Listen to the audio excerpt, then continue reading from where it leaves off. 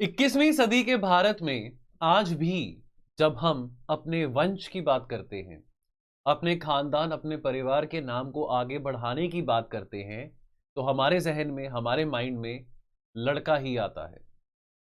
विकसित भारत के ज़माने में भी, आज के टाइम पे भी लोग तब तक बच्चे करी जा रहे हैं जब तक लड़का नहीं होता। एक लड़के के कंधों के ऊपर बहुत जिम्मेवारी है। एक लड़का ही है जो कि परिवार का नाम आगे लेके जा सकता है। एक लड़का ही है जो कि बुढ़ापे में बूढ़े माँ बाप का सहारा बन सकता है।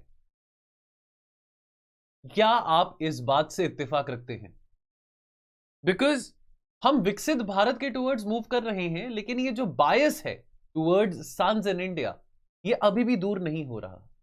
और ये बायस जो कि अगेंस्ट द फेयर सेक्स यानी कि वुमेन, वो बढ़ता ही जा रहा है।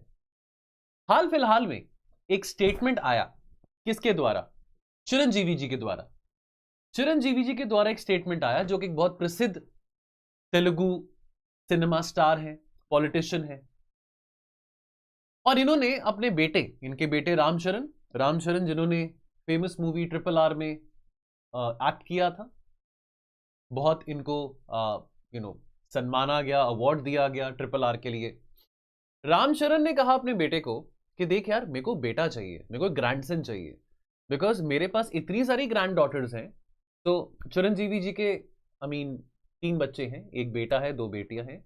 इन्होंने बेशक लाइट हार्टेड वे में कहा, he said it in a very light-hearted way that it feels that I am a warden of a girls' hostel because all my grandchildren are granddaughters. Let's have a look.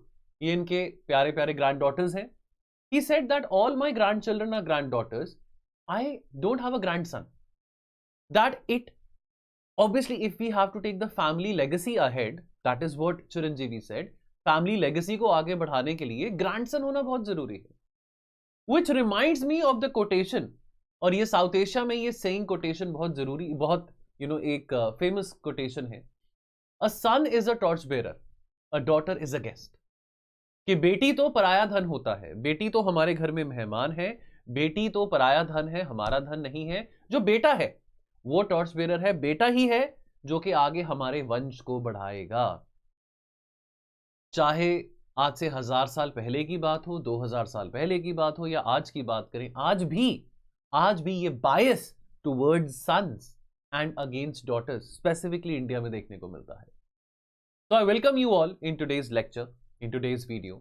My name is Kuber Singh and I am your educator for SA, for IR as well as for internal security.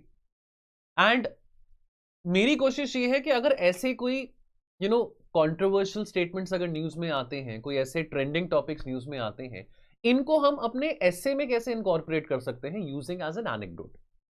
अभी 2 दिन पहले मैंने रणवीर अलाहाबादिया और समय रायना वाले anecdote को आपको समझाया, सिखाया कि एथिक्स ऑफ ह्यूमर की जब बात आती है, अगर इस इंसिडेंट को अपने एसे में इनकॉर्पोरेट करना हो तो कैसे कर सकते हैं। आज ये जो कंट्रोवर्सी हुई है, अब ये इन्होंने बेशक बहुत लाइट हार्टेड वे में कहा था, अपने बेटे को बहुत ही लाइट हार्टेड वे में कहा था, लेकिन अगेन ये एक माइंडसेट यहां पे रिफ्लेक्ट होता है इतने बड़े सुपरस्टार का, इतने बड़े फिलांथ्रोपिस्ट का, इतने बड़े पॉलिटिशियन का, दैट कहीं ना कहीं ये भी ये कह रहे हैं कि भाई मुझे ग्रैंडसन की रिक्वायरमेंट है अपने फैमिली नेम और अपनी लेगेसी को आगे बढ़ाने के लिए। Now there are many people in India who will say that वो कुछ गलत नहीं कह रहे हैं। ऑफ कोर्स आपका जो बेटा है, आपका बेटा ही आपके परिवार की लेगेसी बढ़ा सकता है, आपका ये कहना होगा आपकी बेटी आपके परिवार की लेगेसी नहीं बढ़ा सकती है। ये जो माइंडसेट है, अगेन ये जो माइंडसेट है, this is plaguing our society even in the 21st century as we are moving towards an era of Viksit Bharat. So now let us understand कि अगर हमको इस पर्टिकुलर इंसिडेंट को, अगर इस पर्टिकुलर कंट्रोवर्सी को, अगर हमने, बिकॉज अंडरस्टैंड वन थिंग, जब मैं एसे राइटिंग की बात करता हूं, मैं बहुत एम्फसाइज करता हूं on utilizing topics which are trending. Also ये ट्रेंडिंग टॉपिक है लेकिन साथ के साथ ये एक कंटेम्प्रेरी टॉपिक भी है। ये कंटेम्प्रेरी टॉपिक क्यों है? बिकॉज इस टॉपिक में जो बात करी गई है, बायस टुवर्ड्स सन, ये ऐसा नहीं है कि सिर्फ आज या कल या 1-2 साल में ऐसा कोई हमने स्टेटमेंट देखा है। बहुत सारे लोग इस बात से बहुत सालों से एग्री करते हैं. So therefore, this bias towards the son or against the daughter is something which is not new. This is something which has been happening from many generations. And therefore now, being a UPSC aspirant, if at all you have to write an essay, or if at all you're writing something on the theme of, let's say, gender equality, और let's say आपके essay का one of the dimension gender equality है, या one of the dimension woman empowerment है, तो आप ये anecdote कैसे यूज कर सकते हैं? ऑलराइट, चलिए नाउ पहले तो हम समझें जो बायस टुवर्ड्स सन है, जो बायस टुवर्ड्स सन्स है, इसमें इकोनॉमिक फैक्टर्स आते हैं. पहला फैक्टर ये आता है कि अभी भी बेटों को as a medium of financial security देखा जाता है. स्पेसिफिकली अगर एग्रेरियन सोसाइटीज की बात हो, या अगर हम बिजनेस फैमिलीज की बात करें, जो दुकानदार हैं, जो कि अपनी दुकान चला रहे हैं, अपना छोटा मोटा कारोबार चला रहे हैं, उनको अभी भी लगता है कि उनकी दुकान पे, उनके बिजनेस पे, उनके व्यापार पे बेटा ही बैठ सकता है. बेटी ने तो ब्याह करके, शादी करके कहीं चले जाना है, तो बेटा ही है जो कि वंश को आगे लेके जाएगा. नाउ अभी भी ये बात देखी जाती है कि जो सन्स हैं, they are traditionally seen as future earners, जो कि अपने बूढ़े माँ बाप को सपोर्ट करेंगे.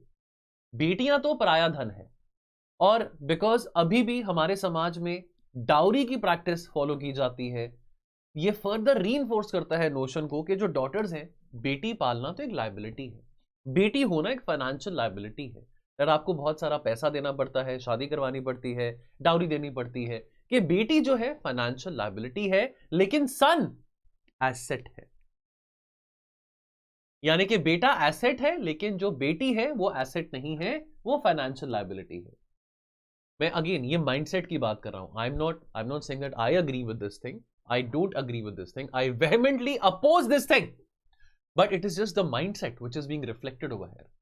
देन पैट्रिलिनियल इनहेरिटेंस की बात करें, अभी भी कितने प्रोग्रेसिव हम लॉज की बात कर लें, प्रोग्रेसिव टाइम्स की बात हो, प्रोग्रेसिव थॉट प्रोसेस की बात हो, फेमिनिस्ट राइटर्स कितने आए हैं, लेकिन अभी भी पैट्रिलिनियल इनहेरिटेंस फॉलो किया जाता है कि प्रॉपर्टी और जो आपके परिवार की जो पूंजी है, जो वेल्थ है, वो अभी भी सिर्फ बेटों को ही दी जाती है, बेटियों को उसका अधिकार नहीं है.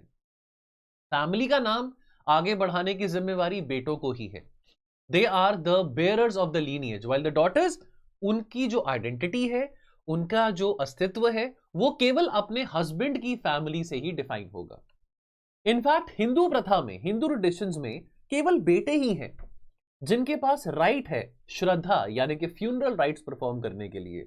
अभी भी मैं देखता हूं कि कितनी सारी लड़कियां हैं, मैं कई बार अपने फ्रेंड्स को देखता हूं, कभी किसी फ्यूनरल पे मतलब जाना होता है, कुछ ऐसा हो, तो वो कहेंगे कि नहीं, लड़कियां नहीं जाती हैं. वैसे वो कॉर्पोरेट सेक्टर में काम कर रही हैं, वैसे वो काफी अच्छा कमा रही हैं, बहुत प्रोग्रेसिव है, लेकिन जब फ्यूनरल में जाने की बारी आती है तो पेरेंट्स कहते हैं कि नहीं, लड़कियों का क्या काम है वहां पे. ऐसा क्यों है?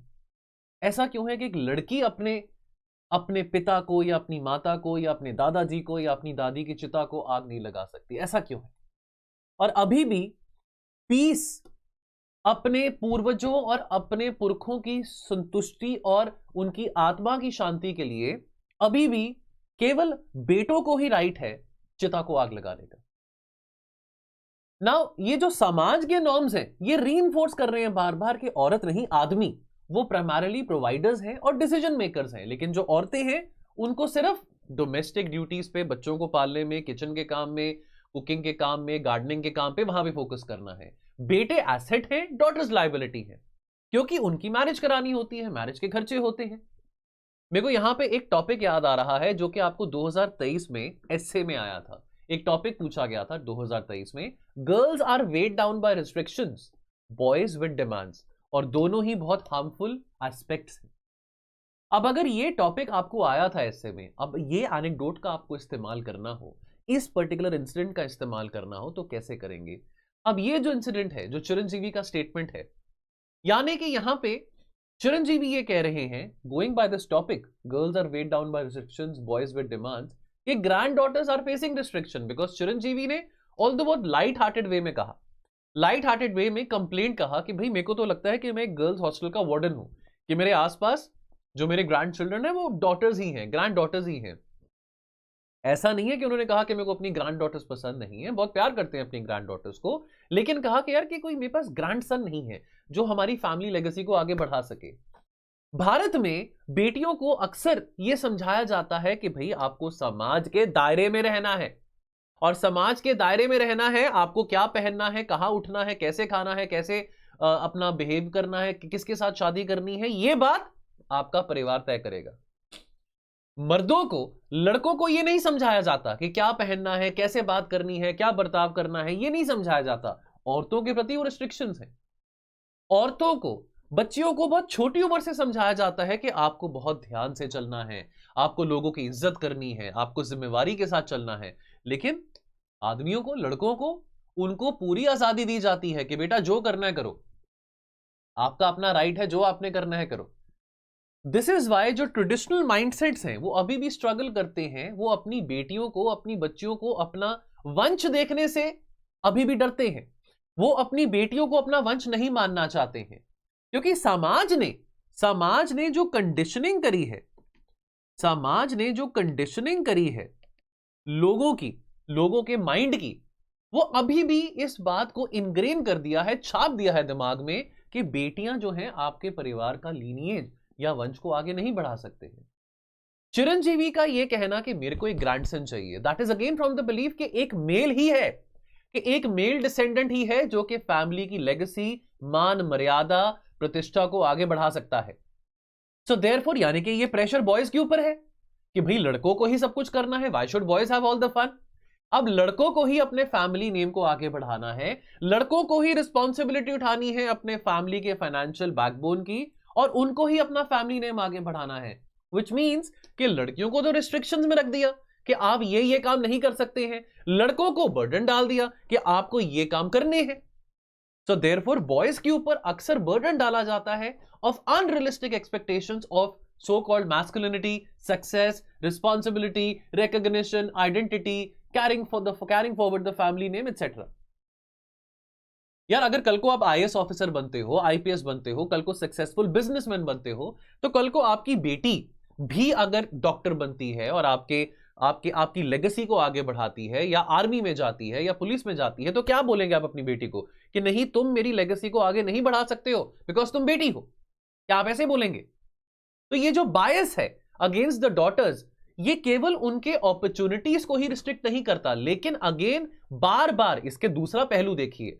यूपीएससी एस्पिरेंट के तौर पे आपको हर एक चीज को दो पहलू से देखना है। अगर एक पहलू है कि बेटियों को, बच्चियों को रिस्ट्रिक्ट किया जाता है कि भाई आपके पास ये अपॉर्चुनिटीज नहीं है, ये अपॉर्चुनिटीज केवल लड़कों के पास है, तो सिक्के का दूसरा पहलू ये कहता है कि बेटों के ऊपर बहुत प्रेशर है। बेटों के ऊपर बहुत प्रेशर है कि आपको स्ट्रांग बनना है, आपको डोमिनेंट बनना है, आपको बहुत सक्सेसफुल बनना है।